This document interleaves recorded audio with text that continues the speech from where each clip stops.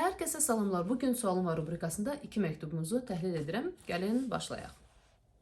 Salam Aygün xanım, sizi uzun zamandır izləyirəm. Mənə qatdığınız hər şey üçün sizə təşəkkür edirəm. Siz də sağ olun.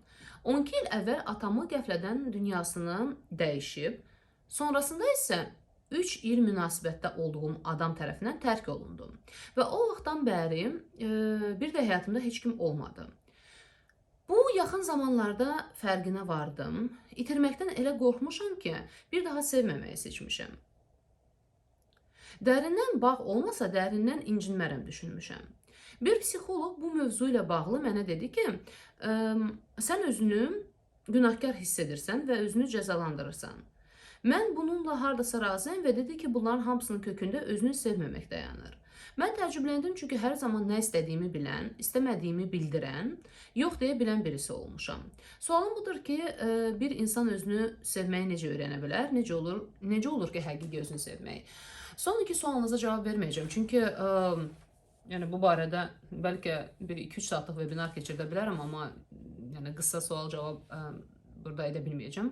Amma onu deyə bilərəm ki, həqiqətən özünü sevə bilmək üçün ilk növbədə həqiqi, yəni real özünü tanımaqdan keçir. O vaxta qədər bizim bütün o özümü sevirəm düşüncələrimiz sadəcə bir hülyadır. İnsan özü haqda yaratdığı bir obrazı sevə bilər, sevə bildiyini düşünə bilər, amma realda özünü tanımadığına qədər, anlamadığına qədər özünlə o dərin bağı qura bilmirsən, harda ki sən özünə qarşı hörmət və sevgi yaranır. Bu bir. Ümumiyyətlə, özünü tanımaq isə, özünü sevmək, yəni bütün mənim videolarım, paylaşımlarım hamısı bu haqdadır. Bu növ bunu puzzle yığandan sonra özünə sevgi yaranır. O ki, qaldı sizin məktubunuza. Təəssüf ki, burada çox az detal var. Amma yenə də bir şeylər deməyə çalışacağım. Məsələn, mən görürəm ki, sizdə o ayrılıq baş verəndən sonra özündəki üst-üstə belə bir növ itki və ayrılıq yaşamısınız.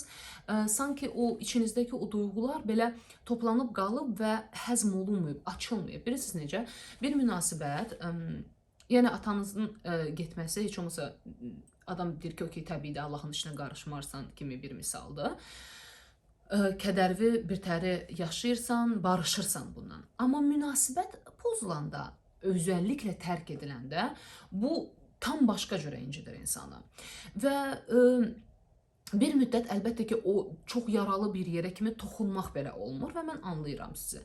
Amma məndə elə bir his qalır, baxmayaraq ki, siz deyirsiniz ki, burada psixoloqun yanına getmişsiniz. Mən bilmirəm nə cür iş aparılıb, necə seanslar keçirdilib.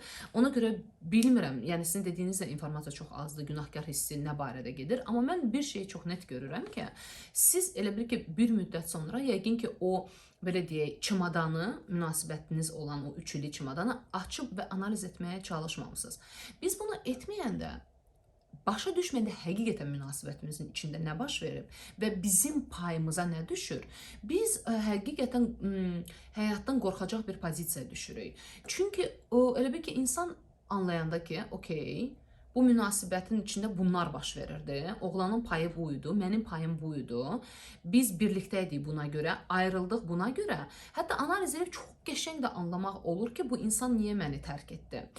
İnanın mənə, mən sizə söz verirəm ki, nə qədər də incidici bir proses olsa, yavaş-yavaş bunları belə bir növ çimadanı açmaq, bir o paltarları, çirkli paltarları oradan çıxartmaq, sonra insan bir huzur tapır. Rahatlıq tapır. Başa düşür niyə baş verdi və özünü o bir növ süni yaratdığı sevgidən, sevməkdən qorxuram quyusundan çıxarda bilir. Artıq başa düşür öz rolunu və nə tip insanla bərabər olmaq istədiyini, o münasibətdə necə olmaq istədiyini anladıqdan sonra daha realistik baxmağa öyrənirik qarşı cinsə və həyata, ilk növbədə də özümüzə. Ona görə mən sizə təklif edirəm, əgər kimləsə işləmirsiniz, məndən işləyə bilərik. Bu 3 illik münasibəti anlamaq lazımdır, içində nə baş verdi. Ondan sonra inanın ki, siz özünüz qərar verəcəksiniz, həyatınızda nə edə biləsiniz. Bundan artıq mən təəssüf ki, heç bir şey sizə deyə bilmərəm. Amma üzüldüm əlbəttə ki, iki belə güclü itkini yaşamaq hər bir qadını sarsıdar. İkinci məktuba keçirəm. Am, Salam, belə bir fürsət yaratdığınıza görə əvvəlcədən təşəkkür edirəm. Siz də sağ olun. Sualdan çox biraz analiz kimi etməyinizi istəyəcəm. Elə onsuz da mən hər şeyi analiz edirəm, bütün məktubları burada. Əvvəl yazdığım günlüyümdəki yazımı atacağım. Bu arada təşəkkür edirəm. Belə bəzi məktublarda olub məndə, hansı ki gündəliklər, yəni insanın özü üçün, özü haqda, yəni gündəlik necə bir şeydir, sadəcə özü üçün yazdığı bir şeyi belə cəsarətlə YouTube-da bütün insanların qarşısında paylaşa bilməyiniz üçün sizi yəni həqiqətən təbrik edirəm və təşəkkür edirəm güvəniniz üçün. Deməli, yazı, növbəti oxuyacağım yazı gündəlikdən 2023 12 oktyabra təsadüf edir. Başlayıram. Səsimin tonu arada qripdən dəyişəndə belə bu mənə xoş olurdu. Gör özümü nə qədər sevməmişəm ki. Nə qədər az mən olsam, o qədər dəyərliyəm kimi gəlirdi. İndi niyə utancaq qızdan çıxmaq istəyirəm? Tərbiyəli, o arzu olunanlığı olmayan qızdan çıxmaq istəyirəm. Çünki o qızdan maksimum uzaqlaşmaq istəyirəm. Subayla münasibət bəs etmədi. Evli ilə münasibət bəs etmədi. Dostumun sevgilisi ilə flört etdim, bəs etmədi. Özümlə bağlı sevmədiyim nə varsa, maska taxdığım, məsələn, hamıya yaranan qız, people pleaser olan mən olmaq istəmirəm. Yeri gələndə zorba olan qız olmaq istəyirəm. Mənim içimdə bunlar yatır. Bəlkə bunlar mənim ying və yangımın barışma mərhələsidir. Sonsuza qədər yanlış yolda da gedilmir. Mən çox məntiqliyəm. Amma bəzi yaraları mən alanda mənə etik davranılmadı.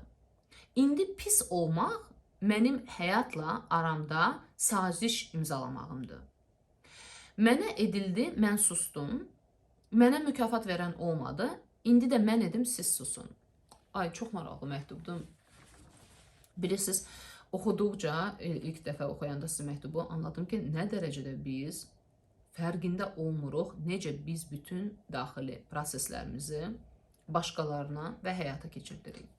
Baxın, siz düşünün ki, təsəvvür edin ki, siz yaşayırsınız belə çox qapalı bir yerdə, məsələn, çox qalın şüşədən yaradılmış bir evdə və sizin içinizdə həqiqətən dəhşətli dərəcədə çox olmazlar var. O şüşə, qalın şüşədən olan ev, hansı ki yaşayırsa, sizin ideal obrazınızdır. Hansına ki siz, yəni o düzgün qız, tərbiyəli qız, utancaq qız, o sizin cəmiyyət tərəfindən, özünüzün tərəfindən, ətrafınızdakı insanlar tərəfindən düzgün, ən yaxşı tanınan bir simadır, bir yaşam tərzidir. Və siz uzun zaman o olmusunuz, yaşınız nədir bilmirəm, qeyd etməm sizə. Uzun zaman o olmusunuz və onun doğruları ilə yaşamısınız. İnsanın ideal obrazında dəhşətli dərəcədə qapalı olanda, o elə bil ki, bir müddət öz daxili həbsindən bezir və oradan qaçmaq istəyir. Bu həbs nə qədər güclü olursa, yəni bizim o uşaqlarla da münasibətimizə də bu aiddir. Nə qədər sıxır da, o dilləri, nə qədər bəzənlər sıxmı uşaq o qədər pis təpəcək sonra. İnsan daha da elə bil ki, o çirkin formada burada taxtanın elə bir bu tərəfində daha çirkin formada özünü ifadə etməyə başlayır. Məsəl üçün, əgər mən burada bütün qadağalar, daxili qadağalarımın altında özümü dəhşətli dərəcədə görülməz hiss edirəm, hissiz hiss edirəm, ölü kimi. Mən bu tərəfdə maksimum emosiya yaşamaq istəyəcəm ki, özümü canlı hiss edəcəm. Məsələn, əvvəlcə münasibət quracağım. Görəcəm, yox, bu emosional olaraq mənə yetmir, məni coşdurmur, məni canlı hiss elətdirmir. Sonra evli birisi ilə, orada daha çox drama var, orada daha çox hisslər, qorxular, tabular var, hansını ki mən pozuram, bütün tabuları pozuram. Etik saydığım şeyləri pozuram. Okey, o yetmir. Sonra yaxın dostumun sevgilisi ilə bu dəqiqə yaxın rəfiqəmə də cız vermək, bu gizlincə bu flörtü yaşamaq, nə qədər orada emosiya var. Yəni burada mən nə qədər düzgünəmsə, Həmişə bunun əksi var hamımızda, sadəcə sizdə deyil. Bu dəqiqə mən yəni sadəcə sizdən danışmıram. Daha çirkin variantda yaşayacağım. Ona görə çox zaman deyirlər ki, icazə verin uşaqlara, icazə verin tərbiyə edəndə uşaq hər tərəfli görsün, anlasın, çıxsın çölə, yaşasın bəzi şeyləri ki, görməmişlik qalmasın. Bu dəqiqə çox xahiş edirəm, yəni qurban pozisiyasına girməyim ki, hə valideynlərim məni belə elədi, sizin valideynlərinizə onların valideyni belə elədi, bütün yəni nəsillərlə belə gəlib ki, siz də belə böyümüsünüz. Bunu biz sadəcə indi daxilən anlamaq üçün danışırıq. Və siz elə bil ki, anlamırsınız ki, sizin içinizdə sizi güdən bir daxili strukturunuz var. Hansı ki güdür ki, bax məsələn adınızı Aygün qoyum da. Aygün, sən sadəcə belə davranacaqsan, utancaq, sakit, tərbiyəli, etikalı bir qız olacaqsan. Hansı ki o qədər görülməzdir ki, hətta o seksual cəhətdən istənilməyən birisi olmalıdır. Yəni görülmürsən, səsin çıxmır, yoxsan. Bir kukla kimi belə sakitcə varsan. Və insan o yaşamda boğulur.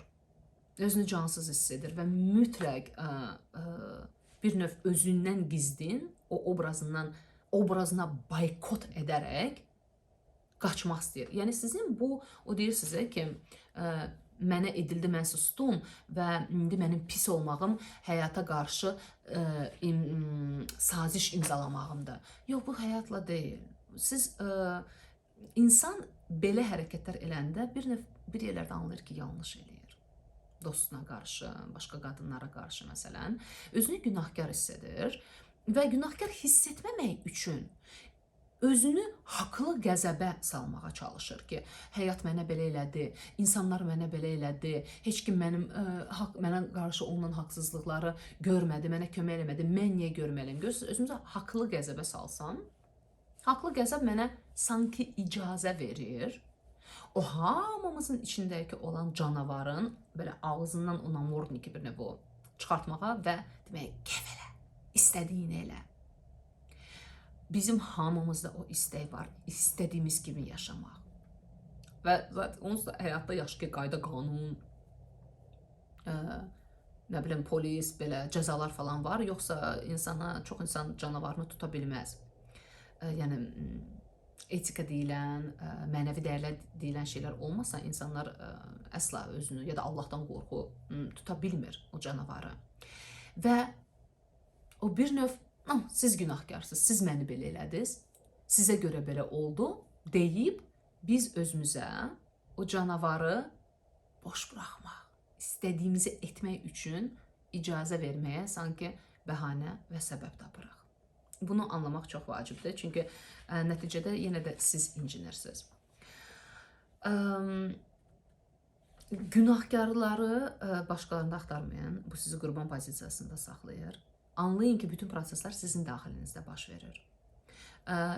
İnsan özünü ölü kimi hiss edəndə, özünü həyatda, fərqli yollarda, çox təbii olaraq ifadə etməyəndə, məsələn, işi vasitəsilə, karyerası vasitəsilə, bəzi yaradıcılıqlarla qura bildiyi və hiss edə bildiyi, canlı hiss etdiyi sağlam tərzdə münasibətlərlə özünü həyatda mən varam təqdim etməyəndə, o məcburdur belə dolayı yollarla getmək. Təkrar edirəm, mən nə qədər özümü ölü hiss edirəmsə, o qədər mənə ağır emosional olaraq basan situasiyalar lazım olacaq ki, mən özümü canlı hiss edim. Və biz o daxilimizdə bizi güdən və bizim düzgün olmağımızı təmin edən o struktura qarşı çıxa bilmirik. Çıxa bilmək üçün çox hisslənmək lazımdır. Bir dənə situasiya fikirləşin, məsəl üçün, əgər valideynə, adam valideynin tabiçiliyindən çıxmaq qorxur, özəlliklə bəlli bir yaşa qədər. Əgər anamın dediyin yox, özüm istədiyimi eləmək istəyirəmsə, ondan qabaq mən anama hirslənsəm, sən eləsən, sən pis anasan, sən məni əgər hirsləndimsə, bu mənə bir ki, daha asan icazə verə bilirəm özümə, istədiyimi eləmək. Amma onun üçün gərək hirslənəm. Siz də bax, içinizdə bu qəzəbi, hirsi, haqlı qəzəbi coşdurmusunuz, qaldırmısınız ki, öz etdiklərinizi bir növ başa sala biləsiniz özünüzə, icazə verə biləsiniz özünüzə bunu etməyə. Halbuki hər bir insan kimi sizin də İstədiyiniz kimi yaşama haqqınız var. Bu haqqı siz özünüzə daxilən vermirsiniz. Siz elə bilirsiniz, kimsə sizə vermir. Amma bu bizim daxilimizdə olan proseslərdir. Yəni, bəli, hər tərəfimizdə, hər insanda zorba da var, canavar da var, people pleaser da var, hər şey var. Və biz canlı olaraq yaşayanda həyatda, həyatı qarışıb yaşayanda, özümüzü ifadə edəndə, biz çox qəşəng anlarıq situasiyaya uyğun necə davranmaq lazımdır, kimlə, harda və necə. Amma biz o qapalı yerdə olanda, orada hər şey sadəcə qayda qanunladır. Harada ki, sən yaxşı qızsan, sən susursan, başqaları istədiyini eləyir, amma sən sadəcə belə edə bilərsən. Və insan bir növ bezir oradan, öz daxili strukturuna boykota çıxır. Amma ona elə gəlir ki, həyatlandır savaş. Yox, sizin savaşınız özünüzdədir. Bunu anlamağınız ümid edirəm, sizə biraz kömək edər. Məktublarınızı gözləyirəm. aygünrüstəmli25@gmail.com aşağıda da yazaram. Fikirlərinizi paylaşın. Biz isə gələn həftə yenidən görüşərik. Sağ olun.